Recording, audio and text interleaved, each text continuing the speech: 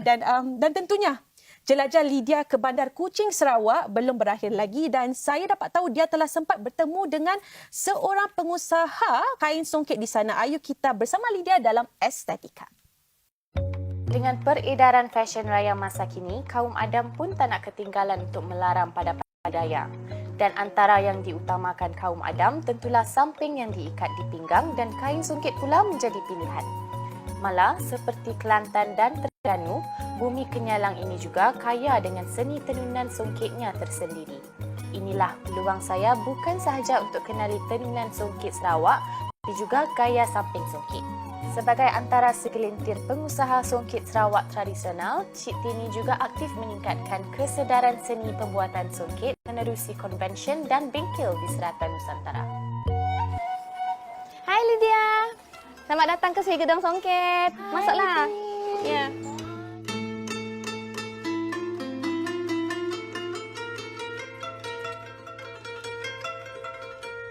Cik Tini, saya nak tanyalah, apakah keunikan songket Sarawak berbanding dengan songket yang didapati di Semenanjung seperti Kelantan atau Terengganu?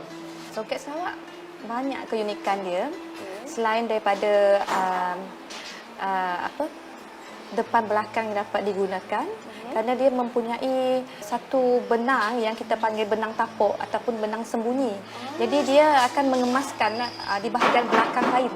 Dan satu lagi keunikan dia, dia mempunyai motif-motif tersendiri. Kebanyakan motif yang dahulu dia lebih kepada bunga ros ataupun bunga mawar, ataupun kain dia berpetak-petak, ataupun kita gelar di sini kain penakan. Ada tak perbezaan pada teknik pembuatannya? Kalau teknik untuk tenunan dia hampir sama, cuma bahagian untuk kita menyongket ataupun membahagi benang mencipta motif tu kita akan membahagi dengan menggunakan teknik dari Sarawak, menggunakan sifir Sarawak. Sifir Sarawak tu telah dicipta oleh orang dulu. Jadi untuk menghasilkan motif, benang tu telah dibahagi dengan sendiri. Dia akan dibahagi dengan setiap titik yang kita cipta tu. Apakah langkah selanjutnya selepas menenun? Untuk menghasilkan satu helai kain ataupun songket, kita mengambil masa yang lama. Jadi menenun adalah proses yang terakhir. Proses di hadapan dia ada 8 ataupun 9 lagi proses yang kita harus lalui sebelum menenun. Jadi dia akan mengambil masa 2 ke 3 bulan. 2 ke 3 bulan untuk siapkan satu helai. Ya. Di Sarawak ada beberapa jenis kain. Dia kain songket. Yang tadi sebut kain belatak. Ni kain berune ataupun kain bertabur. Kain berune ni pun kain bertabur. Cuma corak dia nampak bertabur. Kain berune, kain bertabur dia mempunyai teknik selit ikat.